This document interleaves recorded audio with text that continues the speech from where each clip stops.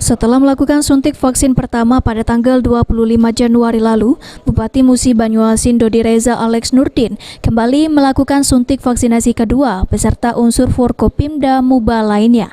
Berbeda dengan suntik vaksin sebelumnya, Kabupaten Muba melakukan inisiasi pembuatan kartu sebagai tanda sudah divaksin.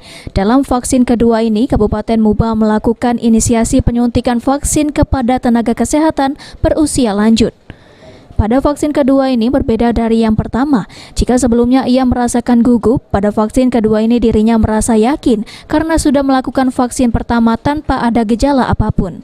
Dodi juga meyakinkan ke masyarakat Muba agar tidak perlu cemas dengan dilakukannya vaksinasi ini, karena vaksin jenis Sinovac ini sudah mendapatkan rekomendasi dari BPOM RI sebagai vaksin yang aman dan halal.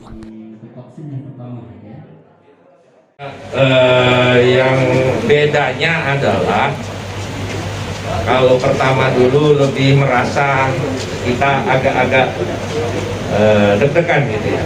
Tapi kalau kedua kan karena sudah tahu tidak ada efek apa-apa, alhamdulillah, maka lebih yakin lagi kalau yang kedua ini bahwa vaksin ini seperti yang kita ketahui adalah vaksin yang aman dan halal.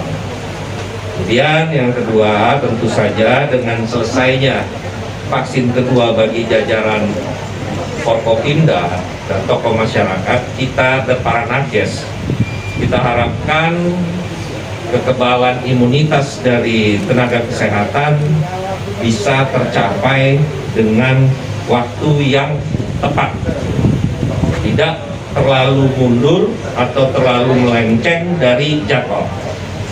Inilah upaya-upaya percepatan kami sehingga diharapkan 70% dari tenaga kesehatan yang ada di Musi Banyuasin ini akhir bulan ini diharapkan sudah tercover. Dengan vaksinasi kedua, orang nomor 1 di Kabupaten Muba ini berharap kekebalan imunitas tenaga kesehatan dan pelayanan publik Muba bisa lebih meningkat sesuai dengan yang diharapkan. Ruzi Iskandar, PAL TV.